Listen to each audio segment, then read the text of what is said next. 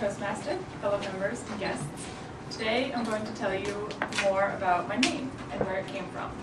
My name is Nell Turley, and I feel I should tell you up front that I really like my name. Although I go by Nellie, my first name is actually Nell. And surprisingly, it never gets old. When people ask, Nellie, what's that short for? And I say, it's long for Nell. My mom heard the name in a play when she was a child living in Crockett, California. She thinks the play she did was The Happiest Guy in the Napa Valley, which was a flop. But it featured the song, Wait Till the Sun Shines, Nellie. In the song, Nellie laments that it's raining out, and her sweetheart sings to her to cheer her up. I really like that song. It's popular with barbershop quartets, which should give you a good idea about how popular it is overall. There are other songs with Nellie in them that I have learned along the way. There's Nellie the Elephant, an English children's song about an elephant who packs up her trunk and says goodbye to the circus. More recently, there's the singer Nellie Furtado and Nellie the Rapper, who I like to think I impersonated very convincingly for Halloween in high school. So while either Nell or Nellie is great for rhyming, I have never encountered any nicknames that stuck. It could be because there was never another classmate or teammate with the same name, which is likely because Nell or Nellie hasn't been in the census top 1,000 names since about 1915. Well, I do get "Whoa, Nellie" a lot. The only thing that gets old about that is people asking if it gets old. My middle name is Montana. Growing up in San Francisco, I don't mind references at all to Joe Montana, but that's not where I came from. I am named for my great-grandmother, Ljubica Bonovic, who was my mother's favorite person.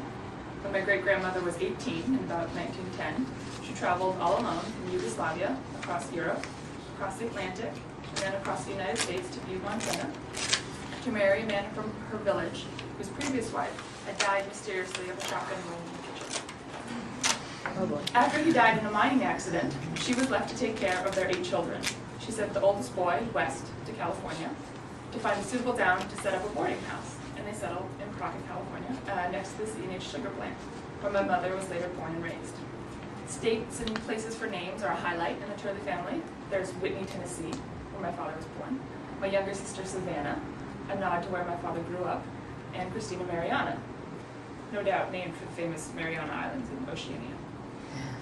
Finally, Turley, my last name, is actually the one I know the least about. There was a soccer referee who insisted and repeatedly pronounced it Turkle, and I've always joked how close to Turkey the spelling is. And my name badge here was the first time anyone else made that association as well. I know my last name is Irish, and I've been told that there's a town, Turley, although I've yet to find it. I do remember the first time I was in Ireland, not on some romantic quest to find my family roots, but as a deckhand on the wooden tall ship, the HMS Bounty. It was our first stop after the Atlantic crossing from Halifax. Our first stop was Belfast, and we quickly made friends with the bartender at the first bar we went to. He later took my friends and I on a tour of Belfast and the Troubles. As we drove out of a famous cemetery, I looked out the window and saw a tombstone in the silhouette of a harp with the name Turley across it in gold, nothing else. And I still don't have the words to describe quite how that felt, but it was nice to come across it.